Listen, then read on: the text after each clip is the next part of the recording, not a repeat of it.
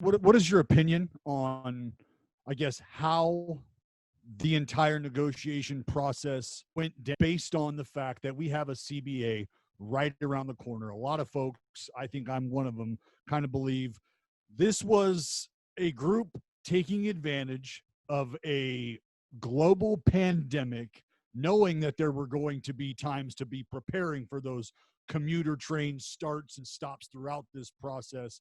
But did we land where we should have? And is the opinion of baseball now, is that something that people hold in a positive light?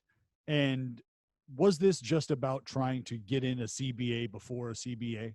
I think the best thing is to describe the process as it happened, and everyone can have a viewpoint, I think, after looking at it. But early in March, the pandemic, really took full steam. We had a lot of unknowns, and everybody banded around. The players rolled up their sleeves. The owners came in and said, look, we want to play as many games as possible. We want to get an agreement, but we've got $4.5 billion and we have an obligation for 162 games. If we don't get alleviance from that burden under the CBA, we're all going to be in trouble here. Players responded in good faith, and they structured an agreement. And in that agreement, they have a separate paragraph 4, which says this is what you'll be paid per game, pro rata share. There's no conditions in there. There's nothing that says about fans or no fans, no spectators. All those conditions are in paragraph 1 when it talks about return to play. A very specifically and tightly worded agreement as to how this was to unfold. And reached an agreement. I think everybody was happy because we felt we resolved the issue. So we're going to be able to just focus on how we deal with antigen and what we're going to do to create health and safety procedures. And we're going to be ready to go because we have an agreement to operate under. And lo and behold, about 45 days later,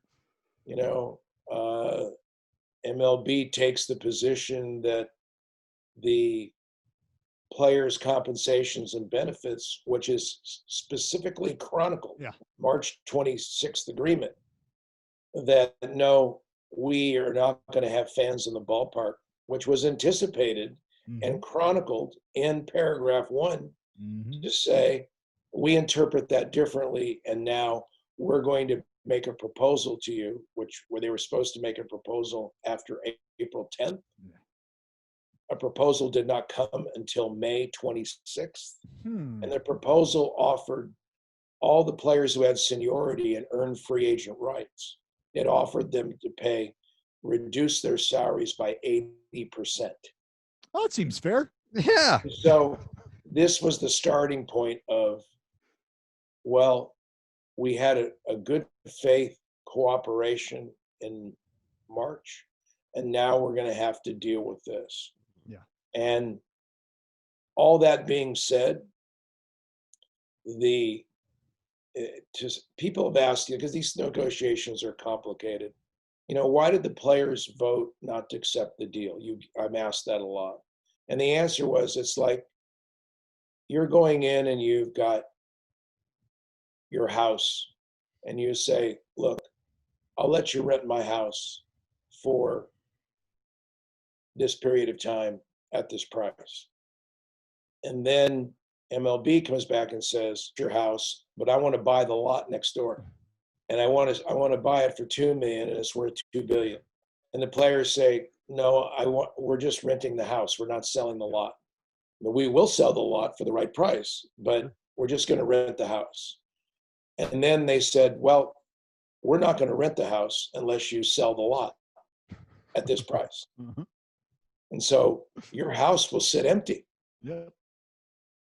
And the players said, fine, our house will sit empty because we're not going to give up the lot. And then in the end, they said, okay, we'll rent the house. Yeah.